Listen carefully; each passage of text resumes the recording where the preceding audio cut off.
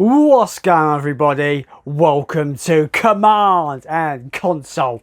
My name is Jason. Today we are doing another CEX challenge. We're upping the budget to about £20. I've made it a bit more challenging for myself this time round. Obviously we've got to stay in budget, 20 quid. We've got to make sure these games are complete with manual. Very important, guys, very important. But to make this challenge unique, this is going to be strictly only PS2 titles. That's right, £20, PS2 titles. Do we stay in budget? What titles do we grab? More importantly, are they all complete with manual? Let's take a look.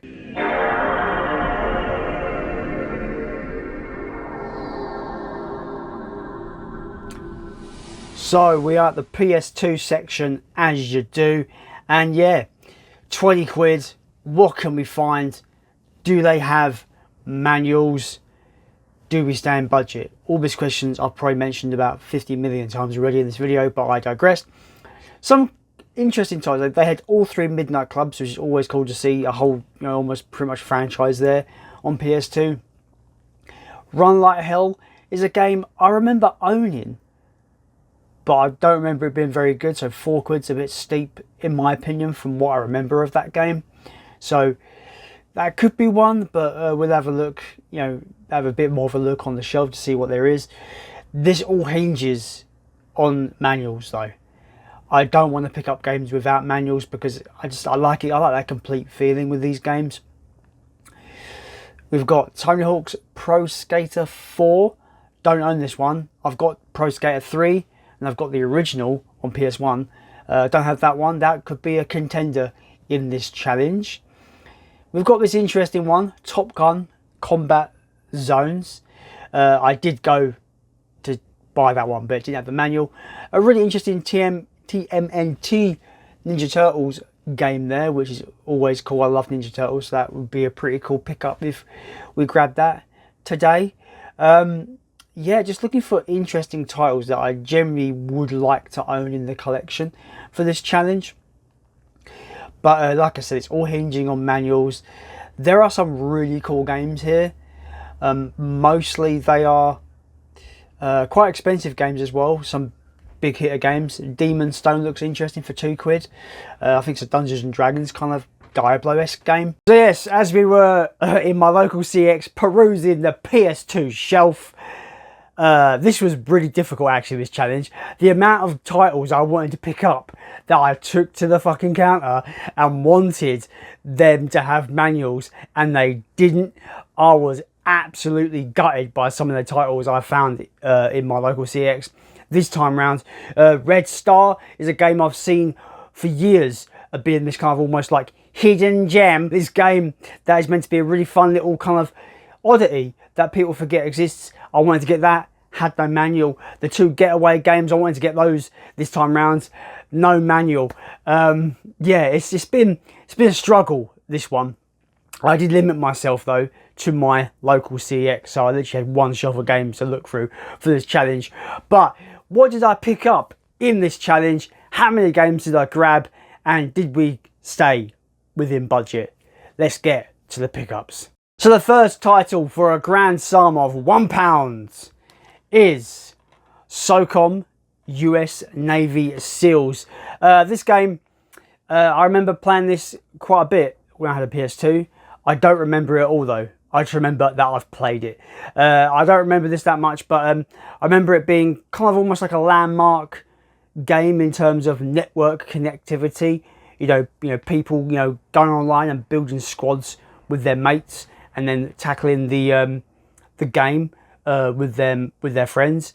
As far as I'm aware, you can correct me in the comments if I'm incorrect with that assertion, but I do believe this was like one of the premier network play titles for PS2.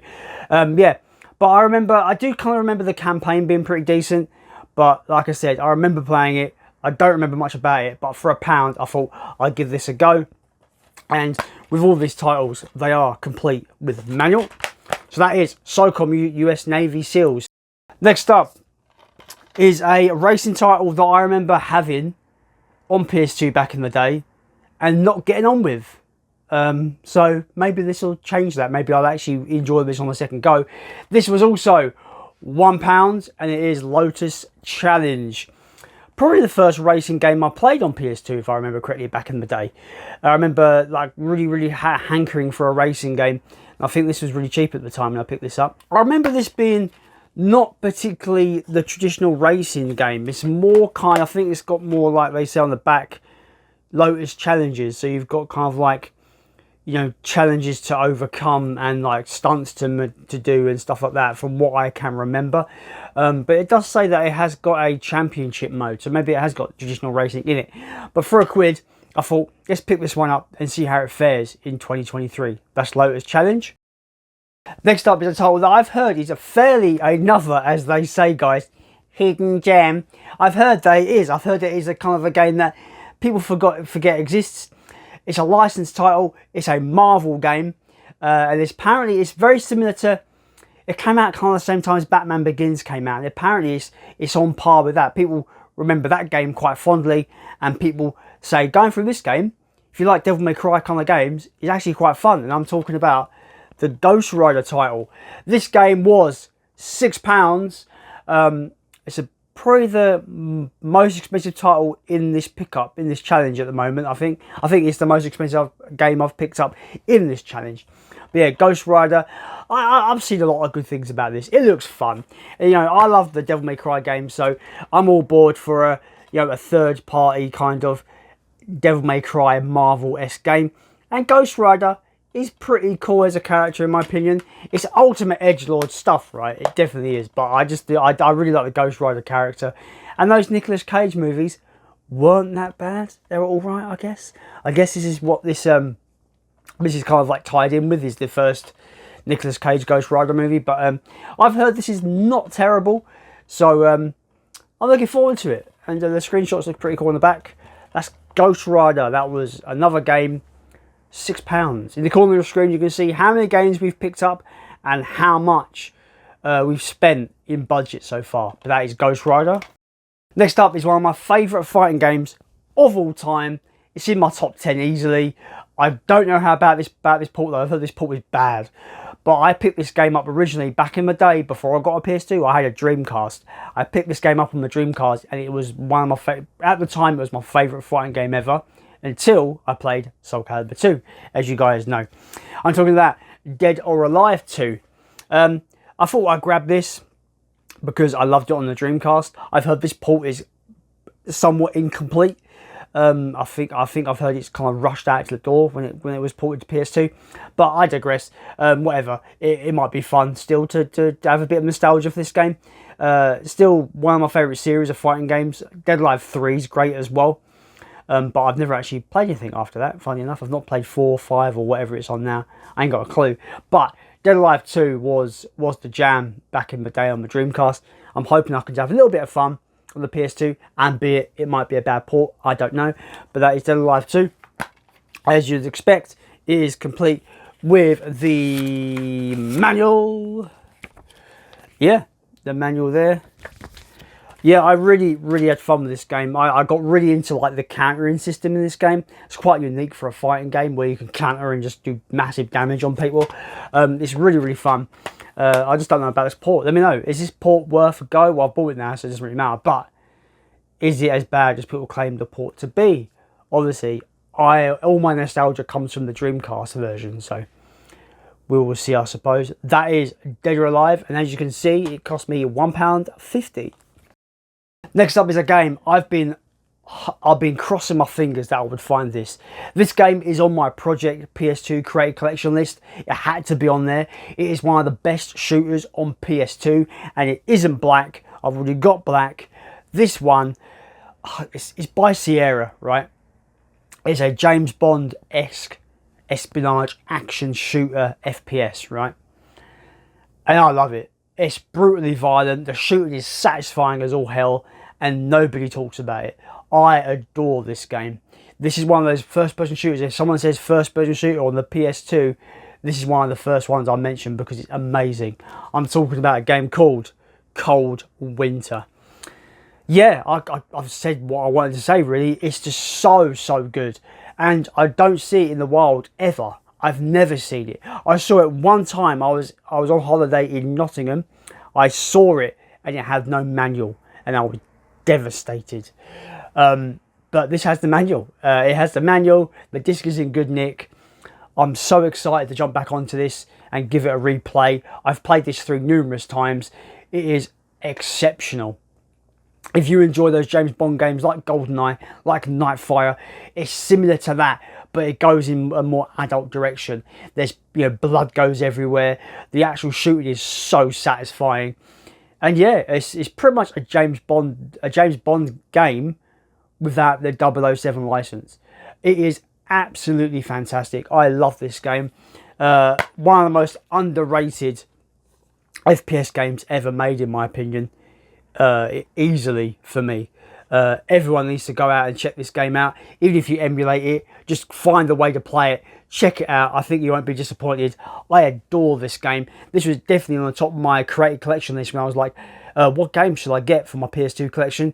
Cold Winter was definitely in the monks that, you know, top of the list. Cold Winter is absolutely fantastic. So happy to grab it for this challenge. This was £1.50, as we do with calculate the budget at the bottom and how many games we've picked up so far. But that is Cold Winter. Everyone needs to play it. Go and play it, guys. It's so good. I adore this game. It's great. It probably is going to be a hidden gem to some people, but yeah, that's Cold Winter. The next game, I've been recommended the 3D versions of this franchise for a while, especially when I showed off the original PS1 title in my latest CEX game hunt video.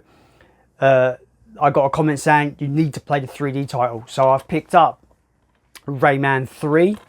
It's got a subtitle, Hoodlum Havoc. Like I said in my CEX game hunt video, I've never played any of the 3D Rayman games. I've only ever played the original 2D game on the PS1, and I've only ever played the kind of rebooted 2D games on the PS4, Origins and Legends respectively. So I've never played the 3D one. So this was here. This was £3. Count them, 1, 2, 3 notes, or coins in this case, I suppose. But yeah, £3 this one. I thought, you know what, the case is in nice nick. It's got the manual. Why not just pull the trigger on this one? The only downside is that it's got a mismatched disc, which is always a bit upsetting. But what can you do? It is what it is. It's still the game, right? Who cares? But that is Rayman 3. Thank you to everyone who has recommended the 3D Rayman games, because I'm really looking forward to jumping into this one. I need to get Rayman 2 first though, and play that before this one, of course. But that is Rayman 3, and that was £3 in the £20 challenge budget. There we go. The next game is, if you see any of my Project PS2, you know, created collection videos, you know how much I love this franchise. I want Capcom to remake this franchise just like they're doing with Resident Evil. It's desperate for me that they remake these franchises. So as you saw on my created collection for PS2, this franchise is on the list. I've got the second game in the collection already, so I'm really happy that I found the first game, Onal Warlords. Yes sirree. I adore this franchise. Been really looking forward to finding these out in the wild, especially the original and number 3. Number 3 is getting harder to find nowadays, I've noticed, but trying to find this game in its black label form is getting more difficult to find. I see the platinum version all the time, but because I picked up Onal 2 and it was the black label, now it makes me want to get them all as black label. My OCD won't allow me to interchange between platinum versions and the like. But anyway, really happy to get this as the black label edition. Really excited. Fun fact, when I originally got a PS2 back in the early 2000s, the first 2 games I picked up for that console were Onal Warlords and Devil May Cry. Ironically, 2 Capcom titles. I'm a big Capcom fan though, so you know, there's no surprise there, to be honest. But yeah, Onal Warlords, I absolutely love this franchise. I've said that numerous times already in this bloody video, but you get the idea. Again, it is complete with manual. Really happy about that.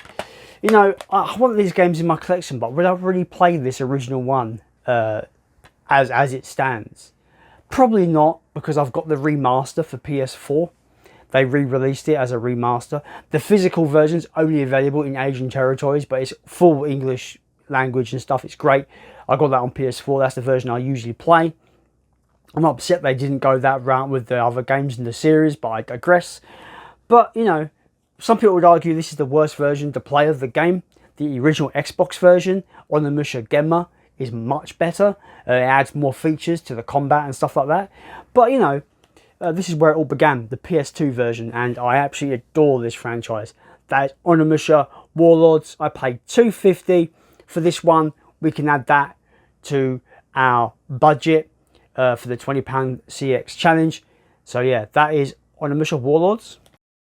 The final game for our CEX PS2 challenge, £20, is a game. It kind of was brought to my attention by the OG Duffy over there at OG Duffy, and he's all about really old school arcade games. He's a big Space Invaders fan. So when I saw this complete with manual with this awesome kind of like foil artwork on there, love that. I thought, you know what, I've not played an old arcade game in years, why not give this a go? It's got loads of different variations of the game and make it a really kind of, it's almost similar if you've played Pac-Man Championship DX. This is the similar kind of treatment that game got, but this is for Space Invaders.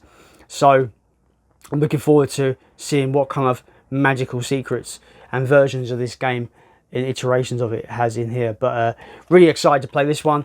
This was £2.50, and yeah, this is the final game for this challenge. Like I said, guys, it is complete with manual. Really happy about that. I am worried though. I do think it's a blue disc. Be worried about blue discs. I've only got a PlayStation 2 Slim, so I'm not sure if blue discs will run, but we'll see. But that is Space Invaders Anniversary. Really cool cover art. I just love that foil cover art. I think it's awesome. But that is the final game for our CEX PS2 £20 challenge.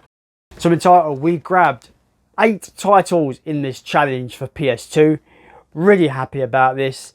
I thought I got some pretty interesting titles. Maybe some fodder there, like, I don't know, Socom could be a bit of fodder, maybe, I don't know how that's going to fare in replay. Maybe Lotus Challenge might be a bit crap, who knows. In total, as you see in the bottom of the screen, we spent £19 bang on the money, so we were £1 under the challenge. That's solely because I couldn't find anything for £1 that was worth getting or had the manual. So I had to settle for not quite making that budget, but we didn't go over budget, which is always good. I'd rather go under budget than over budget, so that's always a good thing. But let me know what you think, guys. 8 games for £19. Let me know what you think about any and all these games in the comments down below. And as always, guys, let's continue to build a PS2 collection.